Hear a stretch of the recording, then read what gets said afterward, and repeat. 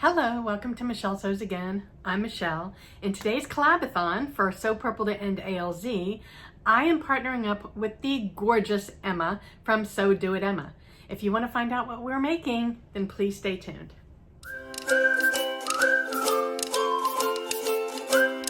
Okay, so when I decided I was gonna ask some people to partner up with me, I knew I had to ask Emma. She's one of my favorite YouTubers. She's just so lovely to watch. She's in Scotland, so she's got this beautiful accent. She's just a beautiful person to begin with. And I love that she is a size inclusive sewist, so she always is looking for patterns that include everybody. And she's a huge source of inspiration for me. I love a lot of the patterns that she picks, and she makes them up and makes them look just desirable. So I highly encourage you to go and check out her channel. In the meantime, let me tell you what she decided that we were going to make for this collaboration. So Emma decided that we should make the steel Pinafore from LB Textiles. Now, I have made two other LB Textiles garments before, but they were both free patterns from Peppermint magazine. One was the wide strap Maxi, which I've made two of. One was this month. It was my collaboration with Ruan, and the other is the Bardon dress, and I made that one last year during Sew Frugal Frocks. It was Frugal Frocks last year. It was So Frugal this year. So I have made two of their garments before, and I felt comfortable knowing that their instructions would be pretty good. So let me tell you a little bit about the pattern. So the description of this pattern is that it features a subtly shaped bodice that meets a deeply scooped pocket. Check, I agree with that. It has adjustable straps that tie in the back, and there are button loop closures on the sides. And this pattern is designed to wear over either a shirt or a dress. I would probably never wear it over a dress. That's too many layers for me. But I know that like dress over dress look is in vogue right now. So you do you, boo. All right, so there are two views to this pattern. View A is the A-line skirt. That's the one that I made. And view B is the gathered skirt. I contemplated making the gathered skirt because I do like a good gather. I don't enjoy making them, but I like wearing them. I feel like it kind of camouflages some things, but I am trying very hard to embrace wearing things that are more fitted, that are more shapely. I was successful with my Shelby dress that I made earlier this month, and so I was like, let me give it another try. So I decided to make view A. This pattern finishes below the knees. It was drafted for somebody that's 5'7", so it is a little bit longer on me because I did not adjust the length.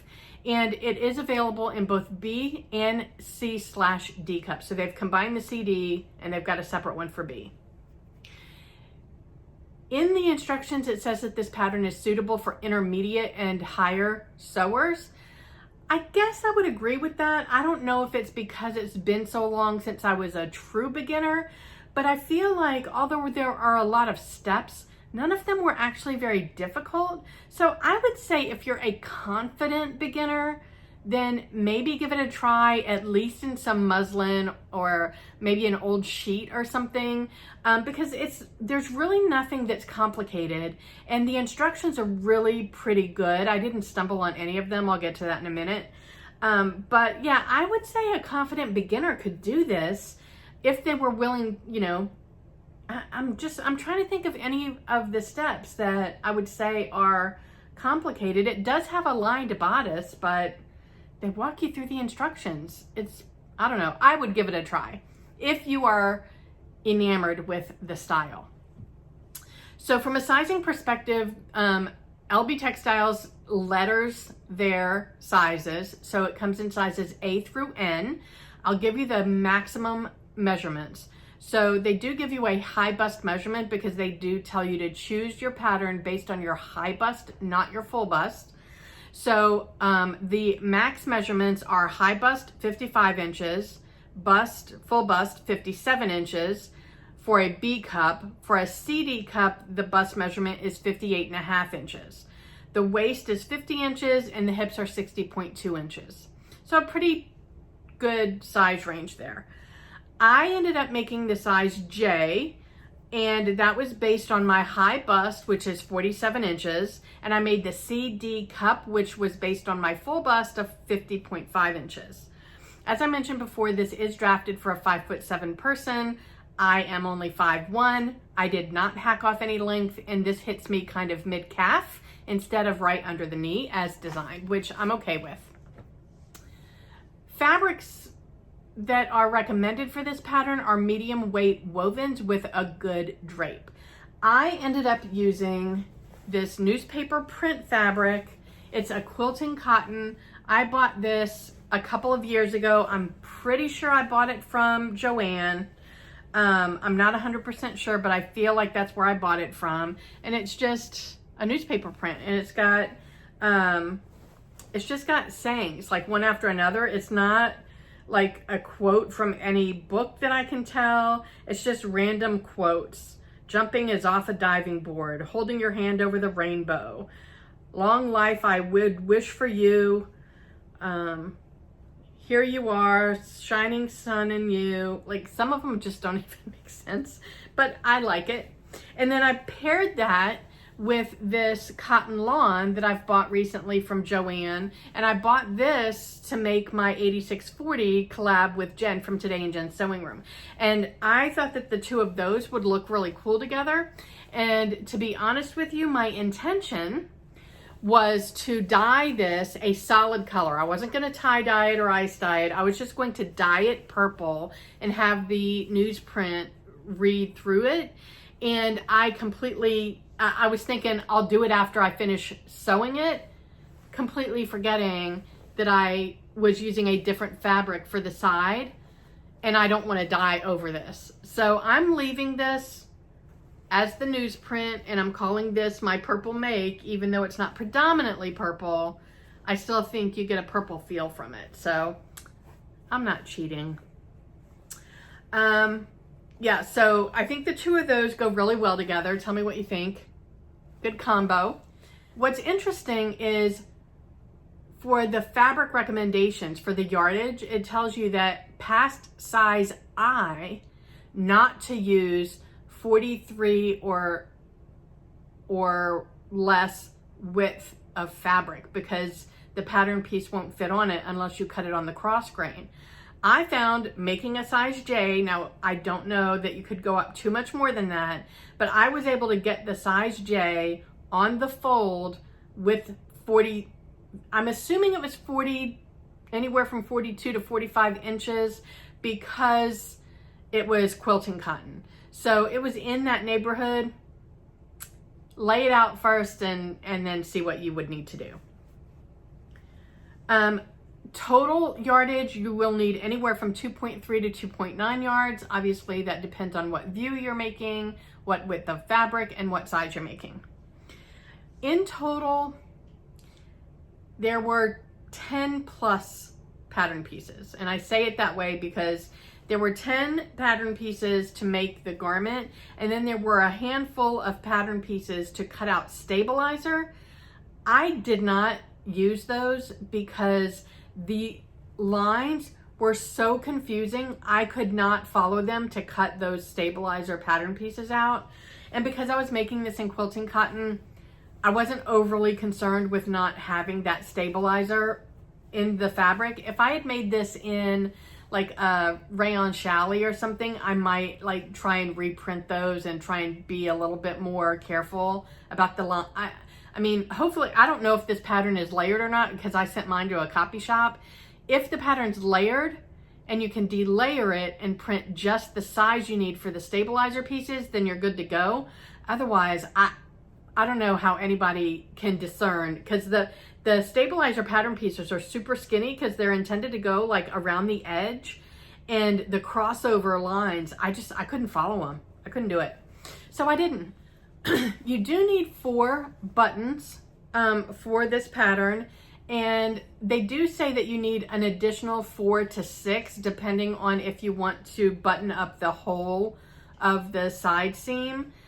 I think it depends on how you're going to wear it. So I just went with the 4, and I'll show you that right here. So this is the side seam. It does not overlap. It just, the seams butt up next to each other, and it only calls for these 2 buttons. So the extras are if you decide that you want to do it all the way down. If you're wearing this with a shirt and your shirt doesn't go down past this side seam, you're gonna want the extra buttons. If you're wearing it with a shirt that goes down further, you're fine. If you're wearing it with another over a dress, you're fine. You make these little button loops out of your fabric. And so you really need to make that decision before you finish the garment, because the button loops go in the seam. So, I mean, I could always go back and add loops. I'd have to unpick the top stitching and unpick the seam. It's unlikely that's gonna happen. And I also, I put my button loops on upside down. And so I had a dickens of a time getting my buttons through. The good news is that I'm able to get this on without undoing those. So they're done. They're gonna stay put. I don't know if I could do that if this whole seam was buttoned up, but yeah, I had no trouble getting this on. I put it on over my head, so I didn't have any trouble there. The bodice is fully lined, both the front and the back. So you can see here, this is the inside. I think this is the best top stitching of a lining I've ever done. And there it is on the inside. And I just used the same fabric that I used on the outside for the lining. As far as instructions and construction, I didn't have any trouble at all. The instructions were very clear. They were very, step by step. It told you when you needed to worry about whether it was view A or B and when you didn't, because the instructions were the same.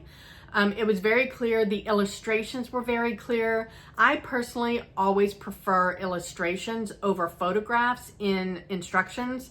I find photographs of garment construction very difficult to follow, because usually you cannot always tell the right side from the wrong side of the fabric, and it makes it very difficult. The illustrations are usually very clear on what side of the fabric you're working on, what the shape of the fabric is, because it's not bunched up, like it's drawn, it's not laid out. And when you're constructing garments and then photographing them, they're not laid out the way that the pattern pieces are, because they get kind of scrunched up, you know what I mean.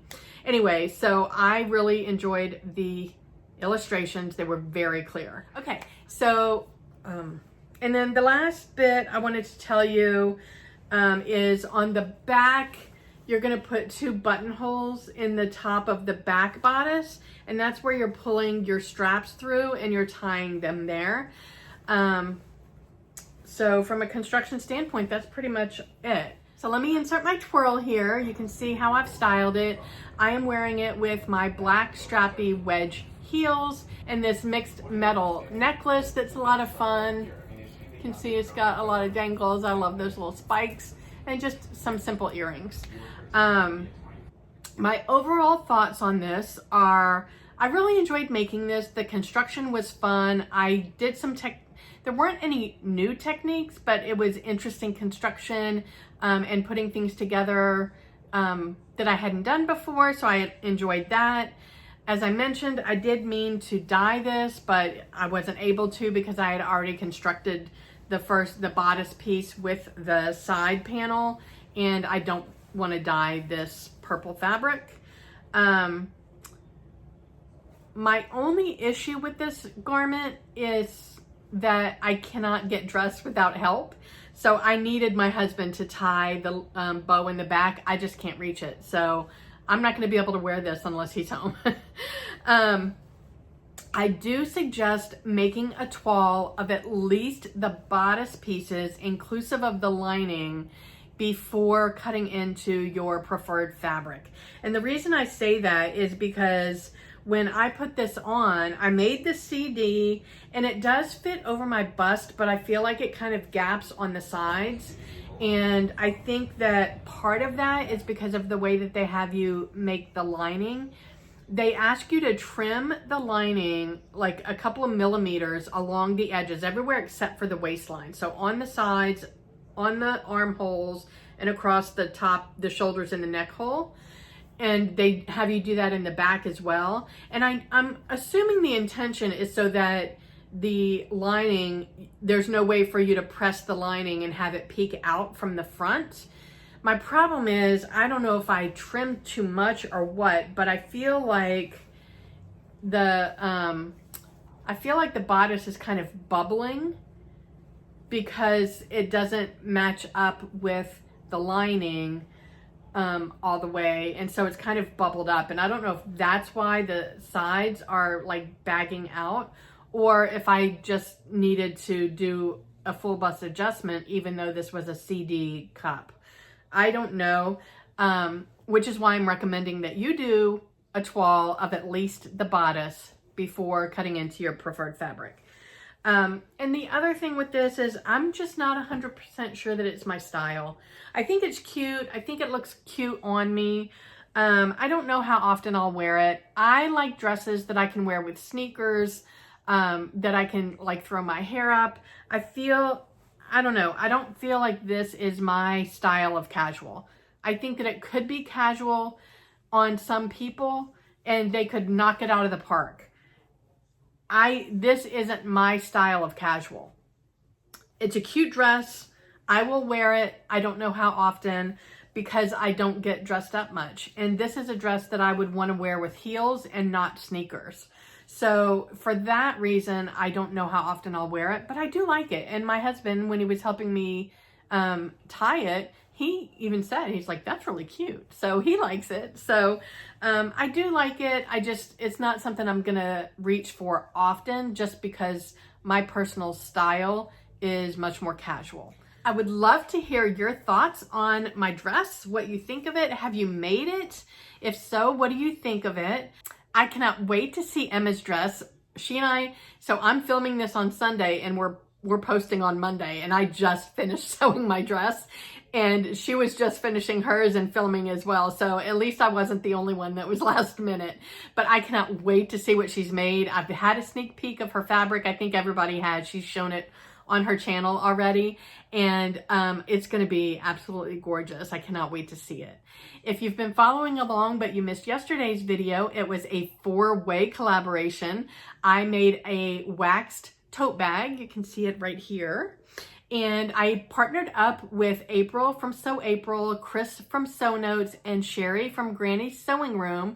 They are the bag queens. The 3 of them do bag collaborations quite often, and they're all bag makers. I am not a bag maker, so I went super simple. Their bags are stunning, every one of them. So please go and check out their videos. Tomorrow is with the absolutely amazing, wonderful, sweet heart Andra from Andra Makes, and we are making a textured sleeve top. So we got inspired by a photograph on Pinterest. We're each going to do our own take on it, and I can't wait to see what she's made. I haven't made mine yet, so we'll see how that comes out. As usual, I am linking all of the ALZ links in the description box. I'm going to have a link to the donation page that's in memory of my father. I'm going to have a link to my intro video, which tells you all about the challenge, how you can enter, my dad's story, all about the prizes if you're interested in those, and all about the collaborations. I will also have all the collaborators listed in the description box, what projects we've agreed to work on, and what date we're uploading. And that's pretty much it. Wherever you are, I hope the weather's amazing. I hope you're able to get some sewing in, and I will talk to you tomorrow. Bye.